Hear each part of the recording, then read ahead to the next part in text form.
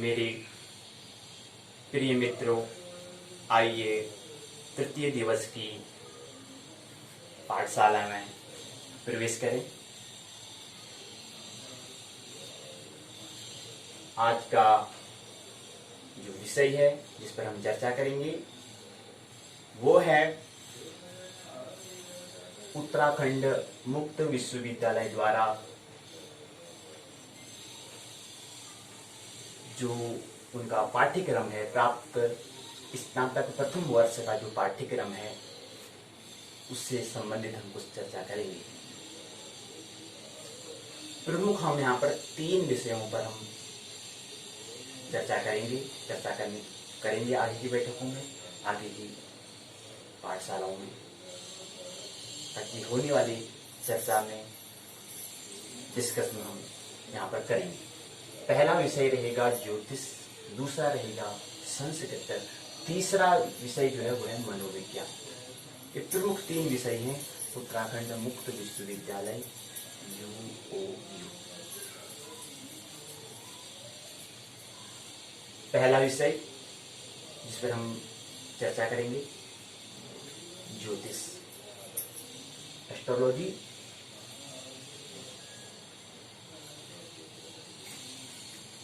इसके जो विश्वविद्यालय उत्तराखंड मुक्त विश्वविद्यालय है जिसकी परीक्षा कराता है, इसके अंतर्गत उनने ज्योतिष को समझने के लिए ज्योतिष को 2 भाग कर दिए। ज्योतिष का जो पाठ्यक्रम है उसके क्या करते हैं, 2 भाग करें, 2 हिस्से करें। पहले को उनने प्रथम प्रश्न पत्र, दूसरे को द्वितीय प्रश्न पत्र, अर्थात पहले को प्रथम भाग को दे दिया ब्रह्मांड एवं काल, दूसरे को दे दिया जन्म कुंडली निर्माण। अर्थात कहने का मतलब है ज्योतिष में हमारे क्या होंगे, 2 एग्जाम होंगे, 2 परीक्षाएं होती हैं। ऐसा विश्वविद्यालय ने अपने पाठ्यक्रम में बनाया है। तो प्रथम प्रश्न पत्र जो है वो है, इसको व्यक्त करते हैं BAJY पहले साल का पहला 101, और द्वितीय प्रश्न पत्र को BAJY 102। तो 1 और 2 अर्थात ये क्या दिखा रहा है, ये दिखा रहा है कि जो स्नातक होता है वो 3 वर्ष का होता है। तो इसलिए यहाँ पर BAJY 101 अगर द्वितीय वर्ष का होगा तो यहाँ पर हो जाएगा BAJY 201 हो जाएगा, यहाँ पर 202 हो जाएगा।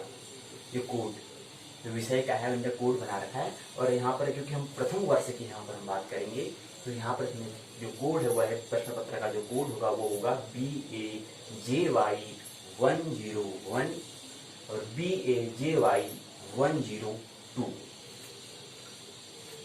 और परीक्षाएं जो होती हैं 100 अंक की होती हैं, आपको भी मालूम है।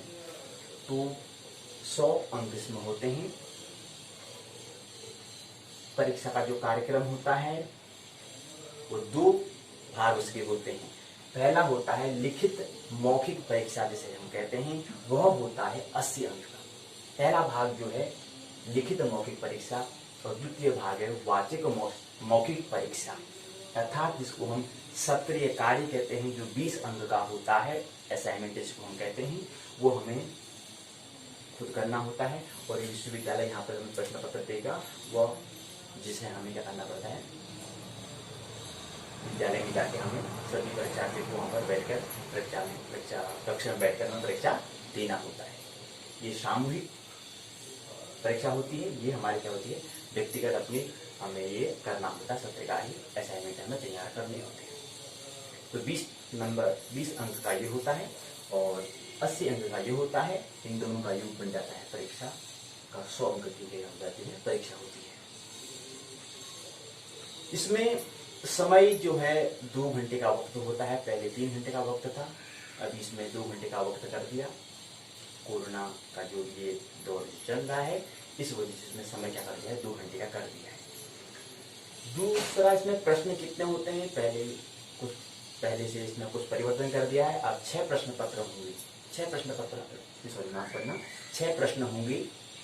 6 प्रश्न हमें क्या करने होंगे, हल करने होंगे। हमें क्या करने होंगे, सॉल्व करने होंगे केवल। और पूर्णांक हमने बता दिया 80 अंक का होता है, ये हमारा लिखित मौखिक परीक्षा के अंतर्गत होता है। और प्रश्नों का प्रकार जो होता है, टाइप होता है, वो 2 तरह से पूछे जाते हैं। एक दीर्घ, मैंने हमें तो बड़े बड़े उसका हमें आंसर देना होता है, उसका हमें प्रश्न का उत्तर देना होता है। दूसरा लघु में देना होता है। तो 4 प्रश्न पत्र, 4 प्रश्न दीर्घ उत्तरी प्रश्न में, 4 प्रश्न दीर्घ उत्तरी प्रश्न पूछे जाते हैं। उसमें 2 हमको क्या करने होते हैं, 2 का हमें उत्तर देना होता है। और लघु उत्तरी में 6 प्रश्न हमसे पूछे जाते हैं, 4 का हमें उत्तर देना होता है। तो यहाँ पर दीर्घ बताया 2 गुणा 20 बराबर 40, 20 गुणा 40। ऐसे ही 4 गुणा 10 बराबर 40, तो 40 40 बराबर 80 अंक हो जाता है। यह क्या है, प्रश्नों लिखित मौखिक परीक्षा की जो 2 भाग है, 40 40 अंक का हमने कर दिया, जिसको हम दीर्घ और लघु प्रश्न उसमें पूछे जाते हैं। ये बात है। उसके बाद हम कह रहे हैं कि हम आज यहाँ पर प्रमुख 3 विषयों पर हम चर्चा करेंगे। पहले हम ज्योतिष पर, संस्कृत फिर मनोविज्ञान पर हम चर्चा करेंगे। तो पहली बात है कि हम जो ज्योतिष है, जो क्या है, ज्योतिष है, ज्योतिष के अंतर्गत हमने ब्रह्मांड, पहला जो प्रश्न पत्र है, पहला जो प्रश्न पत्र का जो पुस्तक का जो शीर्षक टाइटल दिया है, उन्होंने दिया है ब्रह्मांड और काल। और दूसरा प्रश्न पत्र का जो शीर्षक, किताब का जो नाम है, वह नाम है जन्म कुंडली निर्माण। समझ में आ रहा है कि ब्रह्मांड के बारे में जानेंगे, यूनिवर्स के बारे में जानेंगे। और दूसरा काल के बारे में, टाइम के बारे में हम जानेंगे, क्या होता है टाइम और क्या होता है यूनिवर्स। ये हम इसके बारे में हम पहले भाग में समझने का प्रयास प्रश्न पत्र प्रथम बढ़ेगा।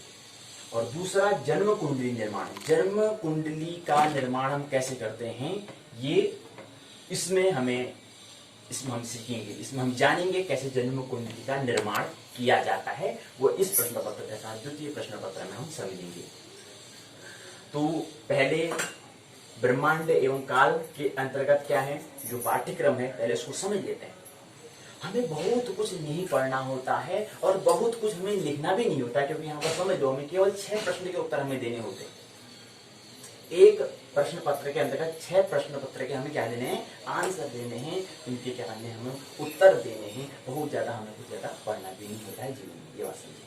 बस उसके हम क्या करने हैं, छोटी छोटी बातें जो हमें ख्याल में रखनी, बाकी हम उसको वहाँ कर देते हैं। तो बहुत कुछ ज्यादा हम डिस्कस नहीं करेंगे, बहुत कुछ ज्यादा हम प्रश्न नहीं करेंगे। जो महत्वपूर्ण बातें हैं उनको हम यहाँ पर डिस्कस करेंगे, चर्चा करेंगे आपस में। तो इसमें क्या है, पहले सिलेबस, पहले पाठ्यक्रम को समझ लें।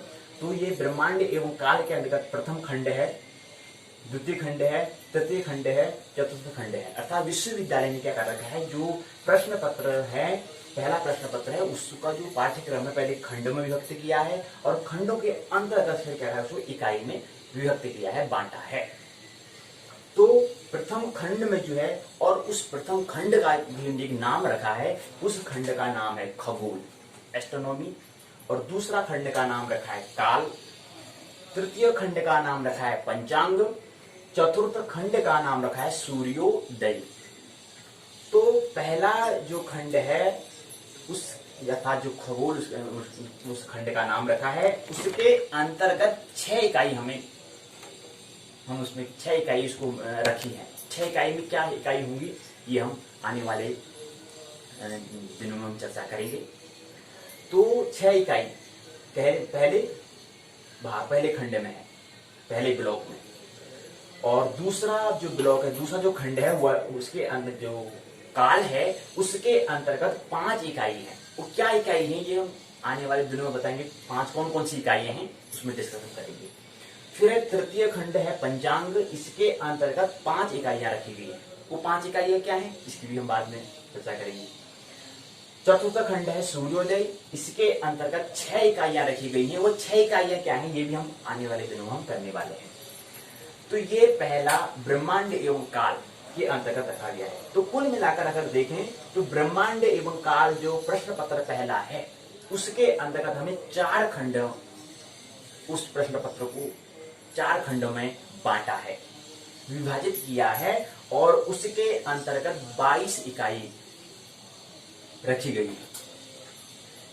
और इसी प्रकार ये तो हमारा क्या है, पहला ज्योतिष के एस्ट्रोलॉजी के अंतर्गत आने वाला प्रश्न पत्र पहला जो है, उसके अंतर्गत हमने थोड़ा संक्षिप्त में पाठ्यक्रम को समझा। अब इसके अंदर क्या है वो तो आने वाले दिनों में हम चर्चा करेंगे, लेकिन थोड़ा सा हमसे पहले क्या है कि कितनी इकाइयां हैं, क्या पाठ्यक्रम है, ये पहले हम समझ रहे हैं, संक्षिप्त में समझ रहे हैं। दूसरा है जन्म कुंडली निर्माण। हम कह रहे हैं कि द्वितीय प्रश्न पत्र है, इसके अंतर्गत पहला खंड, द्वितीय खंड, तृतीय खंड, चतुर्थ खंड, पंचम खंड, अर्थात 5 खंड इसमें किए गए हैं, 5 ब्लॉक इसमें किए गए हैं और इसके अंतर्गत इकाइयां हैं। जैसे यहाँ पर पहले प्रश्न पत्र में था अर्थात ब्रह्मांड और काल में जो था, वैसे ही यहाँ भी द्वितीय जन्म कुंडली निर्माण के अंतर्गत भी रखा गया है। तो पहला जो खंड है, और उसी प्रकार से जहाँ पर खगोल नाम दिया था, इसी प्रकार जो पहला खंड है उसका भी नाम दिया गया है, वो नाम है ग्रह स्पष्टीकरण। द्वितीय जो खंड है उसके अंतर्गत चंद्र स्पष्टीकरण। तृतीय खंड उसका नाम है लग्न। चतुर्थ खंड है द्वादश भाव। पंचम खंड है दशा। प्रथम खंड के अंतर्गत आने वाली हैं 4 इकाइयां, वो इकाइयां क्या होंगी आने वाले दिनों में चर्चा करेंगे। द्वितीय खंड है, इसके अंतर्गत भी 4 इकाइयां हैं, वो 4 इकाइयां क्या हैं इसको आने वाले दिनों में चर्चा करेंगे। तृतीय खंड लग्न है, इसके अंतर्गत आने वाली जो 5 इकाइयां हैं इसकी भी हम आने वाले दिनों में चर्चा करेंगे। और चतुर्थ खंड में द्वादश भाव जिसका नाम दिया गया है, उसके अंतर्गत 5 इकाइयां हैं, आने वाले दिनों में 5 इकाइयां क्या हैं उस पर हम चर्चा करेंगे। पंचम खंड दशा, इसके अंतर्गत 3 इकाइयां हैं, उस पर हम क्या करेंगे, चर्चा करेंगे। तो कुल मिलाकर अगर देखा जाए यहाँ पर 5 खंड हैं, वहां यहाँ कितने थे, 4 खंड थे, यहाँ पर 5 खंड हैं। तो यहाँ पर 22 इकाइयां थी, 22 यूनिट थी, यहाँ पर 21 यूनिट होंगी, यूनिट से होंगी, ये बात समझिए।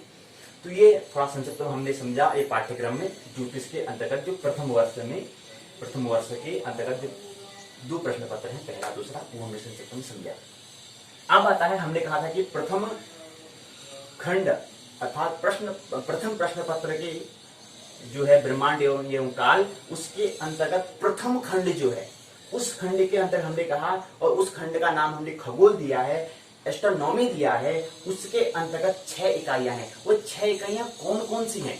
वो 6 इकाइयां हैं, पहली इकाई है आकाश गंगा और निहारिका। क्या होता है आकाश गंगा, क्या होता है मिल्की वे, और निहारिका नेबुला क्या होते हैं, ये हम प्रथम खंड के अंतर्गत प्रथम इकाई में हम ये अध्ययन करेंगे। दूसरा है प्रथम खंड के अंतर्गत आने वाली द्वितीय इकाई जो है वह है सौर मंडल, सोलर सिस्टम के बारे में हम अध्ययन करेंगे।